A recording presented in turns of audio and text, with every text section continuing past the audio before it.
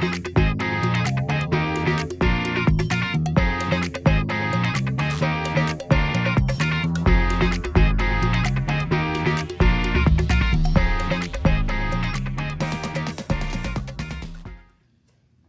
back to the Faith Forward podcast. John Ackerman, Brian Bales. And we're here in the second week on the series, Unexpected Story. Yeah. Is that the right title? Well, yeah, Ruth, Unexpected Story. Yeah. And but, I want to say this before we get far into that. It's kind of a chill day today. I mean, outside, we tell you this before. We record this in advance. And so, we know what we're going to talk about on Sunday. And some days we record on days where it's super nice. And it's just kind of chill out today. And so I'm hoping that the people who are listening, they're sort of in a chill mood. I'm guessing today's going to be kind of like, hey, I'm curl up on the couch. Maybe I've got my headphones in if you're listening via podcast, or if you're watching on your phone. It's just, one of those sort of days. It kind of feels that way. And, it's fall. Kind of got the plaid thing going on. So that has nothing to do with what we're talking about. It just all of a sudden came out of my mouth. So there you go. Welcome to this. We'll roll with it. Yeah. So that's funny because this whole series is about waiting and not doing much. And so I feel like there's a parallel there.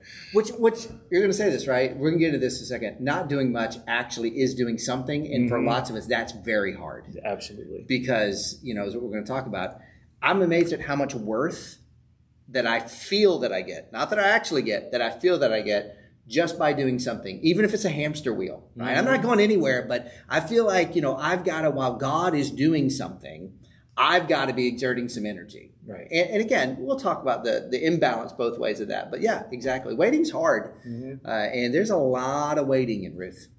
There really is.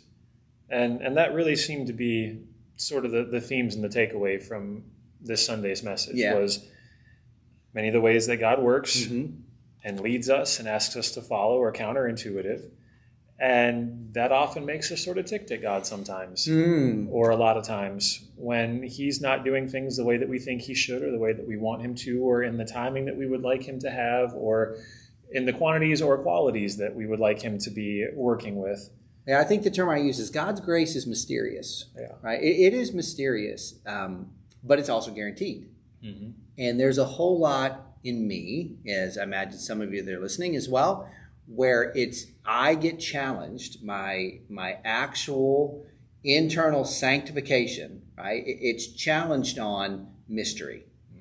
But then by definition, if there isn't some sense of mystery to what God's doing, it's not actually faith. It is, as we've said before, it's a walk of logic and not necessarily a walk of faith. And there's where the tension is lots of times, especially in the waiting or the... waiting is a very relative term, right? For some of us, waiting is a short period of time, and some of us have a long period of time. I had a person tell me one time, speed is often relative to the animal. Fast for a rabbit is not fast for a cheetah. Fast for a turtle is slow for a rabbit.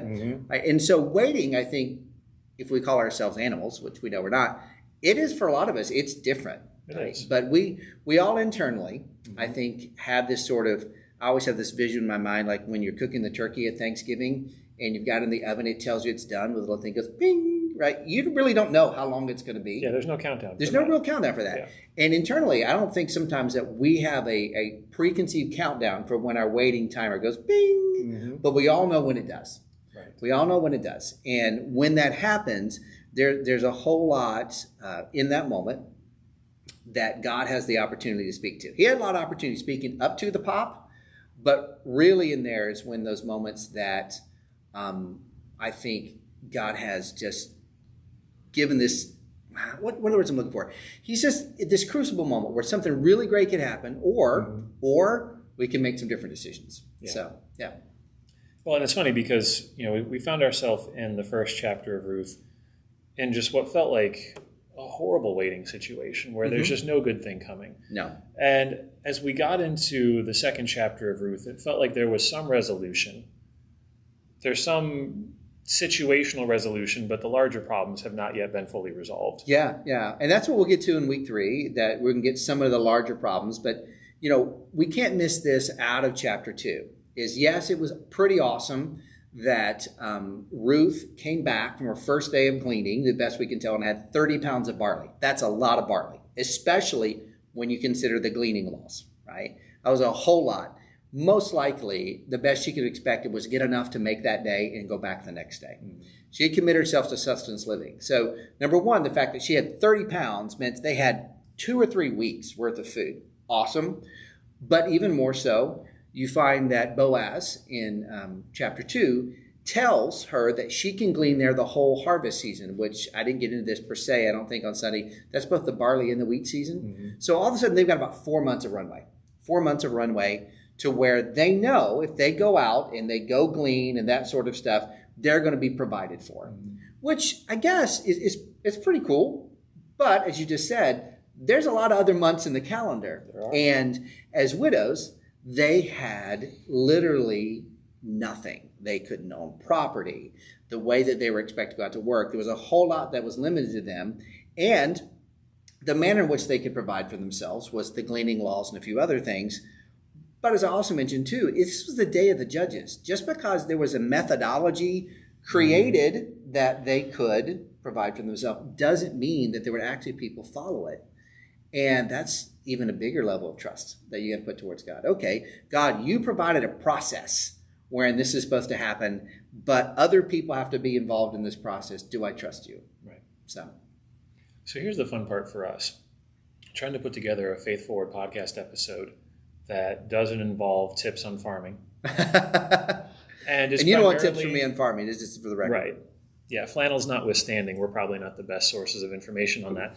But also where the primary focus throughout the first chapter and even into the second chapter is waiting. Mm-hmm. And so we're going to talk very practically about waiting today and how to wait well, or to say it another way, to not waste the waiting. I actually love that, to not waste the waiting, because everything we know God does or allows is with a purpose. Mm-hmm. It's with a purpose. And so if we fight against that purpose, by definition, we're wasting some of the things that God's having in our life. And I don't think it's always the case, but I do think there are times in our life where God allows things in our life or causes things in our life. I know in my own life, there are times where God has used waiting. He allowed it. Mm-hmm. But then there are times where flat out, I believe he was the initiator of the waiting. Sure. Because he wanted to teach me something. And here's the tension that we've got to deal with intellectually, that if God is in this moment initiating the waiting and we waste the moment, we might have to come back and deal with the fact that wasting that moment of waiting means we've got to go through another set of waiting. Because God in his wisdom believed there's a reason and there's a purpose in doing this way. Mm-hmm. He doesn't make mistakes. And if I fight against it, which I have so many times in my life, I might kick the can down the road, but it's coming back. Yeah. One way or the other. Yeah. I mean, there's all kinds of cute expressions we could put on this, that God is more interested in our character than our circumstances. He's more interested in our sanctification than our situation. But just because they're cute doesn't make them any less true. And that really does seem to be God's focus throughout Scripture as we look at the way that God interacts with his people. Is not even that it doesn't break his heart to watch his children go through hard things. And so we kind of have to start there as far as orientation goes. Hard things are hard. Period, full stop. Mm-hmm. And I know, and this is where the practical advice kicks in real quick, I know that oftentimes, and especially within Christianity, we're most comfortable responding to the waiting and the hard situation with a sense of false comparison. And it usually begins with a phrase like, well, at least I'm not, or well, at least it's not. And it usually involves something like, well, at least I'm not like Jesus getting crucified. Sure. Or at least I don't have whatever the thing is that's worse than the thing you're currently dealing with. Mm-hmm. And it's a very understandable way of trying to mitigate whatever the feelings are that are coming up in this moment of hardship. But it's not actually helpful. Because if we try to squash the feelings that are coming up in the moment with, well, at least I'm not, we're not actually inviting God into this moment of hardship. And like we've talked about in previous episodes, your feelings aren't lying to you. They're telling you the truth about what you believe. And so if these feelings are coming up and we're like, no, well, at least I'm not, being crucified on a cross. At least I'm not, being martyred. Like, okay, fair. It could be worse. You're 100% correct. That's not really helpful. Yeah, if I could just kind of plant right there just for a second. Mm-hmm. So I grew up in church, And you grew up somewhat in church. I grew up around church. Around church, right? And not every church is this way, but I think a lot of them. And I don't know if I'm using the correct term. You're the major educator sitting at the table. But is there the term implicit education? It's not what they say, but when you walk around, it's what's implied. Yeah. Yay, I remembered something.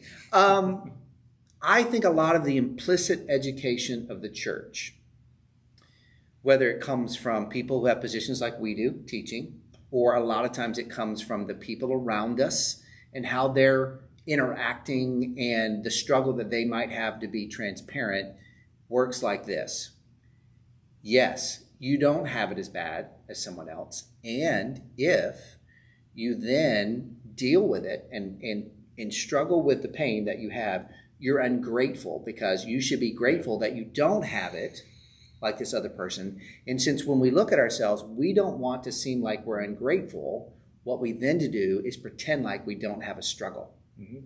It kind of walks down that, and I've done that. And because, there are times that, John, you and I, we have different things. And I'll be honest, there's sometimes I'm like, I don't want to sound ungrateful because I know some of the things you've been waiting on.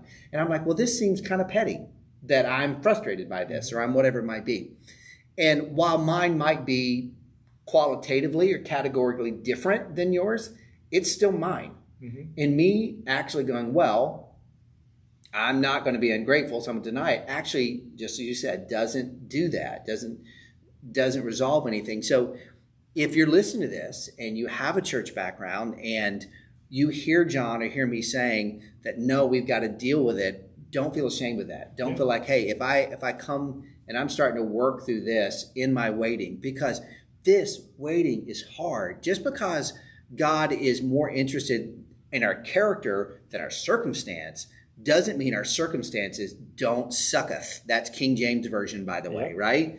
It doesn't mean it. And that's this tension that we have, especially when in our head we perceive the Christian life about more destiny than process, because the process is what gets us to the destiny. But I always want to skip it. And what Ruth, the book, illustrates for us, because there's a lot in this book that's really about Naomi, right? That it's showing us. And you get through every chapter, you see Naomi getting a little bit closer to our understanding of God. A little bit closer, a little bit closer. And when we get to chapter 4, if you want to read ahead, there's some really amazing stuff at the end of chapter 4. And we see that, but it took a long time. Right. It took a long time. And it's not easy. So please don't hear anything we say today as, here's how you take your faith forward. Just suck it up, buttercup, and act like it doesn't exist. Yep. Or, on the other hand, pretend like in the midst of your difficulty or problems or whatever, that God has completely abandoned you either. This is really, I think, interesting tension. It's like to live in the both and. Mm-hmm. And that so often seems to be God's invitation, is the recognition that both matter. Yeah. That hard things are hard, and we need to be able to recognize them and accept that they're hard, and that God's working, and God's working even when we can't see it. Mm-hmm. And that is as equally true, and that he cares about our character and development, and he hates watching his kids go through hard things. It doesn't bring him any particular joy, even if he's more interested in our development. It's not like he's heartless and careless. Yeah, exactly. There are things that I can look at in my life, and I see someone else going through this, and I can recognize this is good what God's doing, but it's not pretty. Yeah. It's not fun. And so it gets this interesting aspect as we were looking at our podcast notes here. You talked about this, when waiting is the only option. Mm-hmm. And we need to confess, some of us only get to waiting once we've tried everything else. Mm-hmm. Like waiting has become our last resort because we realize it's the only option. We've tried to turn every knob, flip every switch, kick every can, whatever you want to call it, and we can't do anything. Yep. So what does it look like when we realize we can't change our circumstance in the waiting? How do we know the difference between basically, all right, since I can't change it, I'm just going to sit here and do nothing, right? And what it looks like, you use this term, and I loved it, active waiting. Mm-hmm. There's active waiting and passive waiting. For someone who's thinking like, all right, how can I be both active and waiting at the same time? What in the world does that mean? Right. Well, again, if we come back to our analogy of our fleet of, maritime vessels, right? We've got our raft where we just sit there and get a suntan/sunburn and wait for the water to take us wherever it's going to, right? So that's the passive waiting. You're doing nothing other than staying on the raft, which is minimal effort. And then you've got the rowboat, which, like you were referencing before, that's usually the device where we've exhausted all of our own self-effort in our attempts to make things happen on our own. And then we get this middle version of the sailboat. But even in the sailboat, we can either be totally passive and just sit there waiting for the wind to move us wherever without actually working the sails, or we can be frantically working the sails when there's no wind and be incredibly frustrated that we're still not going anywhere. And so it feels like active waiting is using the sailboat the way that it's meant to be used, is recognizing when things are happening around you that warrant the raising or lowering of the sails, and not trying to raise sails when there's no wind. And so if we leave the water metaphor for a second and just talk very practically with this relationship with God, active waiting is being aware of the opportunity to cultivate and deepen the relationship with God in the waiting. Because he's primarily interested in our sanctification and development of character. And so in the waiting, having opportunities to ask God questions like, God, what are you up to? Not only holistically in this period of waiting, but today in the waiting. What are you up to? Yeah, even when you were saying that, I had this sort of moment, because we talked about this before, like every once in a while, one of us will say something, and usually it's John will say something, and my ADD kicks in, right? And add another statement, right? Character over circumstance. I remember here, sanctification over situation, right? This idea, again, he wants to transform you. And the idea is that like he doesn't care about the situation. And that's not it. And so use the term cultivating. So I think that'd be a good thing to talk about. Like if we're going to move our faith forward and we use this term cultivating, by the way, nice agrarian analogy that, again, not going to teach a lot about farming. It's the flannel. Well, could use a couple. Cultivating is an interesting word, right? Because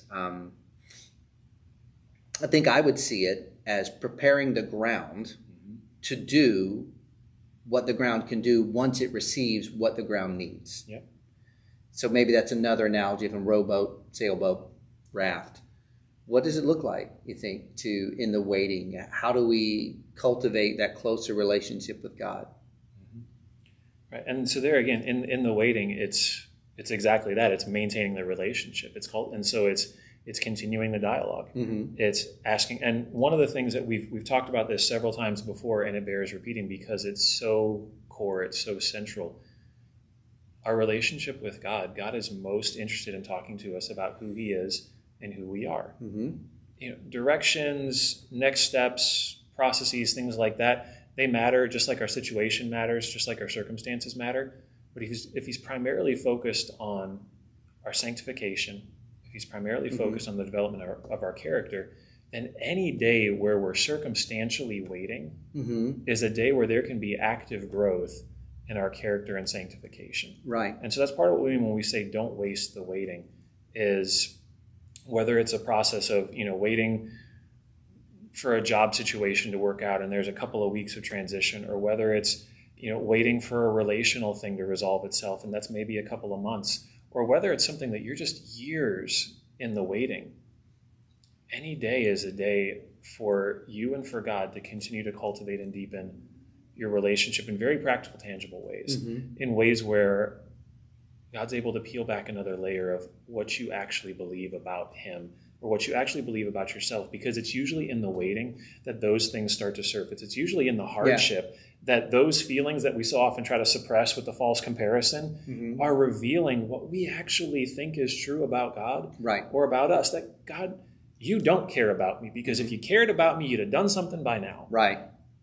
And that's a great moment to sort of take that out and look at it and go, why do I feel like God doesn't care about me? Because it can't just be this moment that's informing that feeling. So maybe this is a good time to sort of make that sound guy analogy. Sure. Would that work? Yeah. Right. So again, show notes we talked about before the show.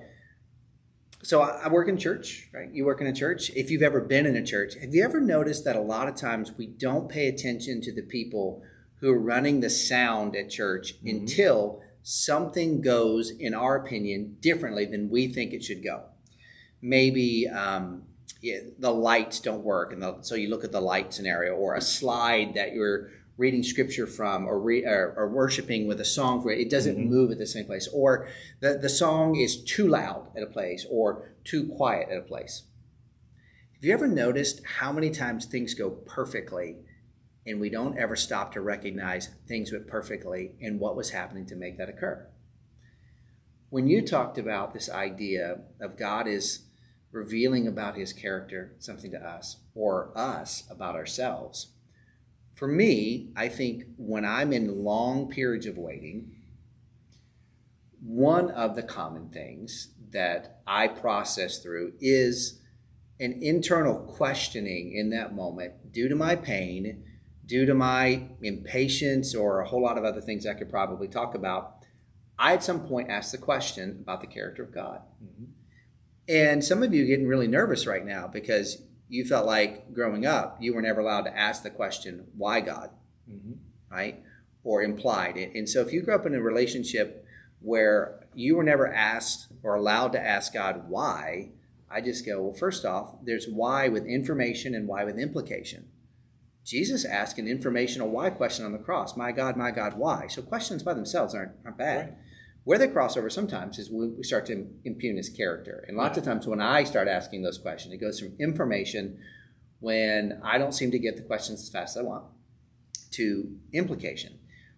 And what I recognize in my life, and maybe that I a lot of time treat God like the sound guy. I am not active in seeing the good that he's doing in my life until I feel like the good is not happening in my life. And so maybe a real practical way, if you are like me, and so I am a recovering perfectionist. If I walk into a room and it's perfectly clean, I don't recognize anything. But if I walk into a room and it's a mess, I immediately recognize it. And there's something off about that because someone had to do a whole lot of work to make it perfectly clean. But it's just, I don't honor that work like I should. I don't say thank you like I should. Her name's Kathy. If you want to email my wife, she knows about this problem. And same way with God. So I think this thing that could help us many times when things are going wrong, even before they go wrong, how would I be if I'd spent a whole lot of time being grateful and thankful for the things that have gone right? And even in our waiting, even in whatever that waiting is, there's still a whole lot of things that God is doing if I'm willing to do the faith-forward work that is really, really good. Again, doesn't take away the pain, doesn't take away the thing I'm waiting. That's not saying ignore it, but it keeps it from being this either everything is perfect or God doesn't care. Right? That's to me one of the ways when we talk about cultivating it. That helps me cultivate it. People might be wired differently than I am, but I need that. If I don't, I will turn into God's the sound guy that I don't pay the attention that he deserves. Yeah. No, and I think thankfulness is absolutely a very practical, helpful tool in the midst of waiting. And I think, again, if we're not careful, it's another place that we can skew towards the false of, I'm just going to be so thankful that I'm not even going to think about my current circumstances. Sure. Right? And so it's thankfulness as a reminder of God's faithfulness in the past without a diminishment of the hope and desire that we still have for the future.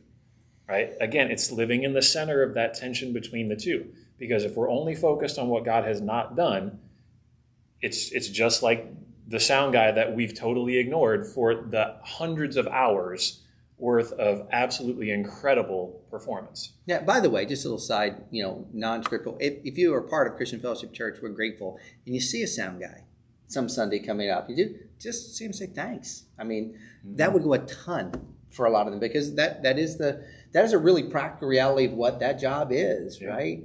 And I wonder what God thinks when that happens. Thank goodness he's full of grace, in that way. I hijacked what you were saying. But no, and so again, I think thankfulness is a great first step. You saw the Israelites in the wilderness, crying out for food as they felt like they were starving and wanting to just go back to Egypt in captivity because at least there they were fed. And God gives them manna. And each day he gives them manna. On the Sabbath, he gives them, the day before, he gives them a double portion so they don't have to work, right? And you hit this stretch where eventually the Israelites are like, God, what have you done for me lately? And again, depending on how we think we see God, some of us would imagine him up there being like, I'm about to zap you all because where is the gratitude, right? Mm-hmm. You want meat now? Like divine bread isn't enough for you, right? Like what's your, right? In these moments of hardship, some things start to surface about how we actually picture God. I mentioned it back in the spring that during that season of Lent, where each of us was fasting from something different, I had this revelatory experience with God where I saw for the first time in my entire life just how much I was convinced that at core God was disappointed in me first and then loving.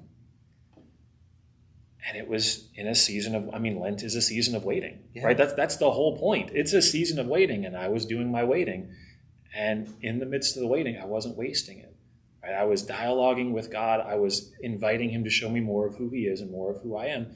And one of the things that he showed me was deep down in the core of my heart, there was still a lens, there was still a filter that I was looking through as I approached God that said primarily, you're disappointed in me first. But only because you're so loving and graceful do you then deign to love me. Mm-hmm. And it was this beautiful moment of we were then able to deal with that. We were able to deal with that thing and bring it up and out and look long and hard at it and figure out where it came from and why it was there and what was giving it power and get rid of it. So that I don't feel that way anymore when I interact with God. Now, that doesn't mean I've cleaned up everything. I figured out just the other day that there's another thing in there that feels like God only wants to get so close. Yeah. And God had to bring out this thing of, do you realize that I moved heaven and earth? I removed every physical and relational barrier to relationship that could possibly exist, including the execution of my son, to ensure that no barriers remained. We ripped the veil, everything. And yet the reality that I still felt like God only wants to come so close was in there. Mm. And so in the waiting, having to bring that up and out and look at it with God and invite him to show me what's actually true. And so that's what we're getting at when we talk about don't waste the waiting. When it feels like there's nothing else to do circumstantially or situationally, there is such great opportunity to cultivate that space of relationship between you and God. God, what am I believing about myself right now? I'm not worthy of being loved. I don't get good things like everybody else does. I screwed up, and so this is my consequence. Yeah. Things like that, or things that we believe about God. This is prime opportunity to deal with those spaces, because when we cultivate that space, the things that can grow up out of it are rich beyond our wildest imagination. We were just a moment ago talking about the act of thankfulness, right? That actually fights against those feelings. Mm-hmm. When we begin to recognize all these positive things that maybe fit in the sound guy analogy. Another one, something that I have to do is I have to actually be very practical.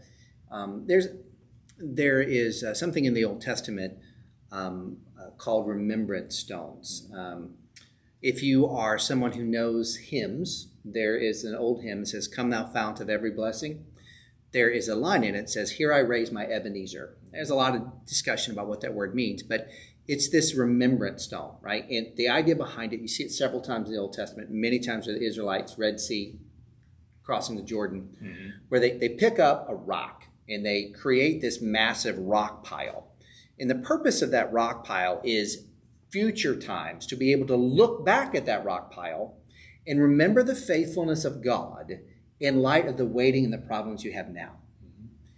And I think the idea of creating our own rock piles, creating our own Ebenezer, is another real practical thing that I think for us, we've had a lot of waiting, lots of us have, but we've probably all can go back to a few times where we can look back. And so I illustrated an example on Sunday.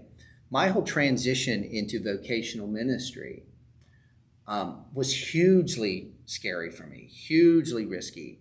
And now looking back, the amount of examples I can point to where God was working, right? Where, I said, okay, I'm going to quit my job. And then a guy I was working with said, hey, I want to go part-time too. And he said, maybe we could split a job. I said, okay. And then, then I had a brand new boss, as I said on Sunday, and I'd only met with her twice. She lived in a different state And so I get a phone call on it. This is so long ago. And I said, hey, I told her I was going to go back to school, and I just resolved to myself I wasn't going to tell her why. I didn't want to make like a Jesus moment out of it, right? And she did. She said, well, what are you going to go back to school for? And she said, and I said, well, since you asked, I'm going to go to seminary. I kid you not. I never talked to her on the phone twice, never met her. She goes, my husband's a pastor. And this is my new boss, right? My old boss was different. It's my new boss. And she said these questions. She said, is there anything I could do to help you? And I said, well, now that you asked, Harold, the other guy I work with, wants to go. Any chance I could go part-time? Because I was going into ministry. I was going to seminary. I was going to have a part-time job that paid $3,000 a year. I was going to have to figure out how to live off $3,000 a year and go to school. And that just, I'm like, God, I'm going to need another job. How great was it? And I go back through all of these things, and now it's so clear what God was doing, as he was moving into that. And I can't tell you how many times I have to go back to those remembrance stones. Yeah. In fact, if you go to my office, you've been in my office many times. I don't know if I've ever told you this, but everything on my bookshelves behind me is there for a reason. They're Ebenezers of some sort. And there's actually some physical rocks on my bookshelf.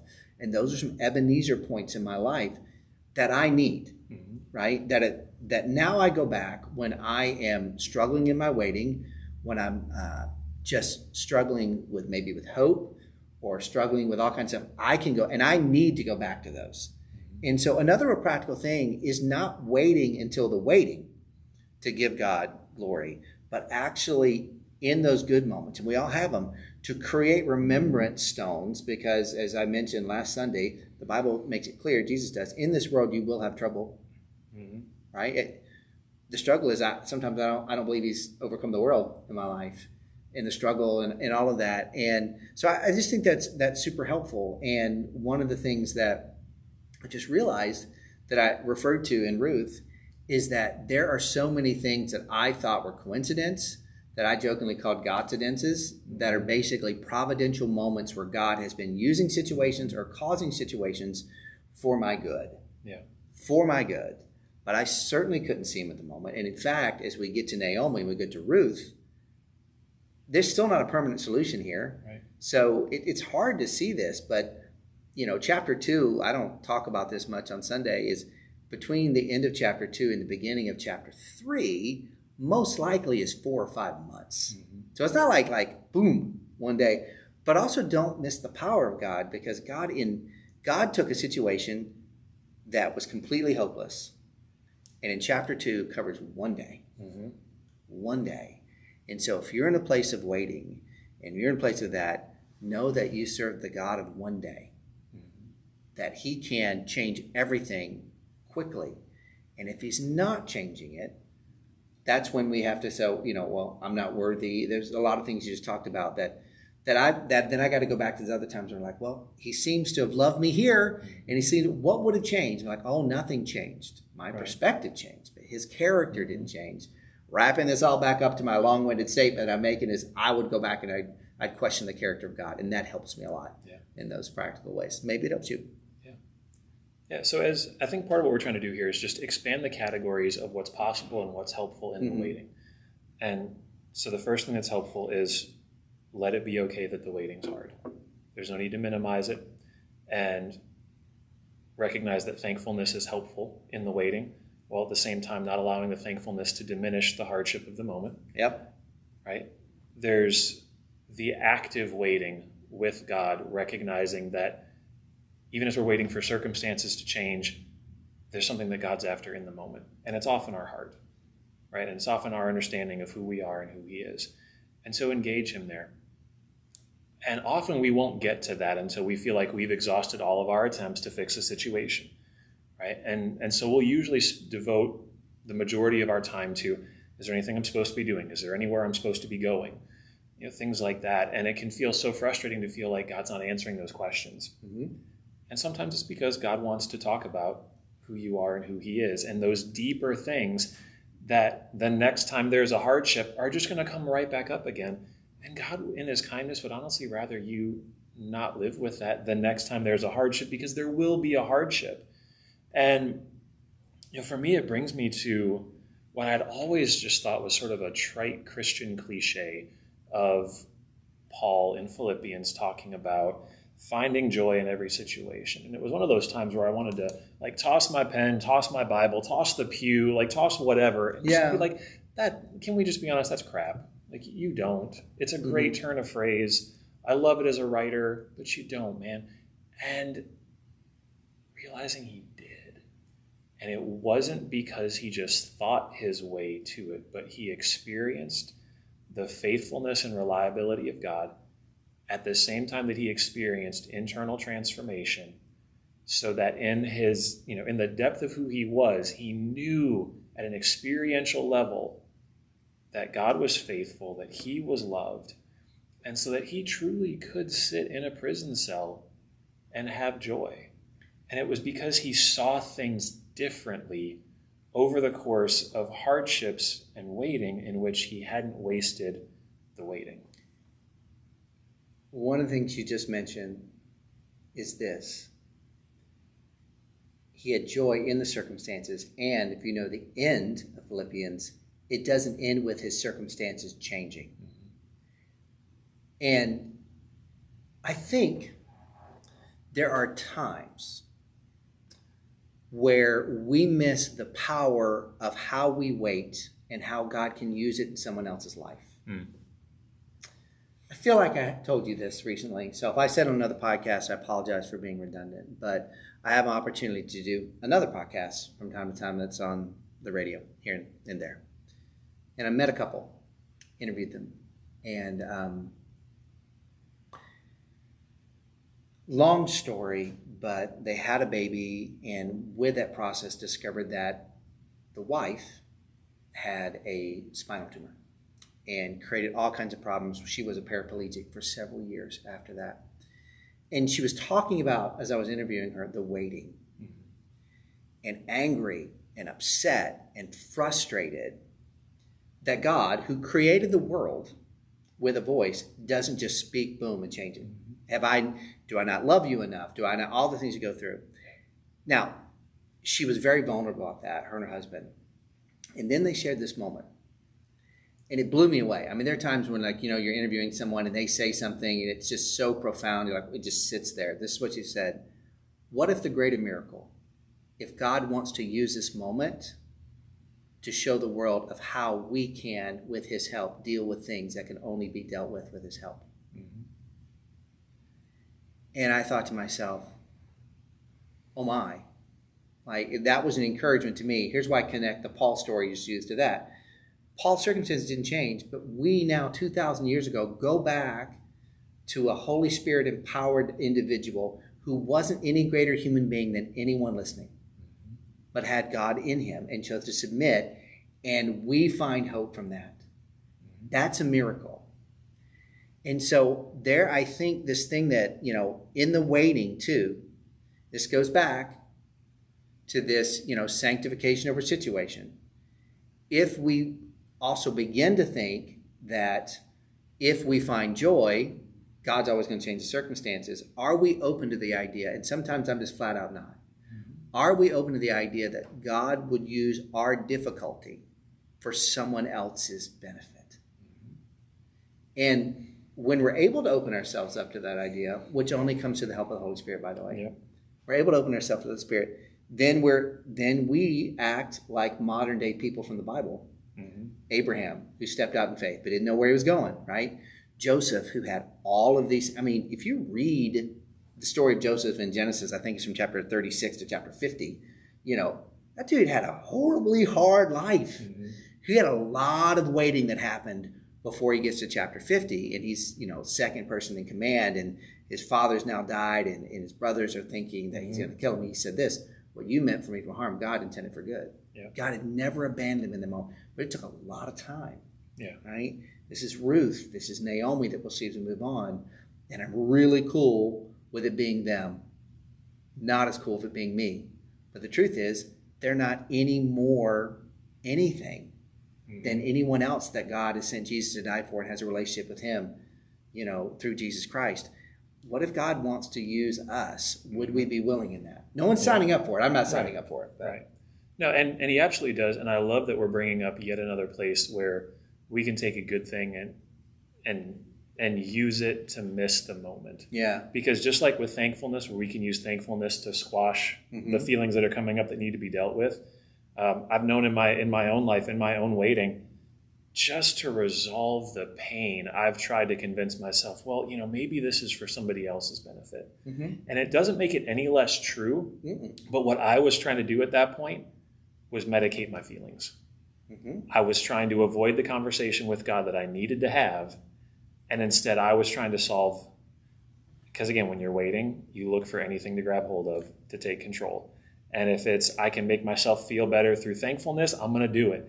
And if I can make myself feel better through something that's in the kitchen, I'm probably going to do it. And if I can make myself feel better by thinking that somebody else will benefit from my suffering, I'm going to do it because I just don't want to feel the pain.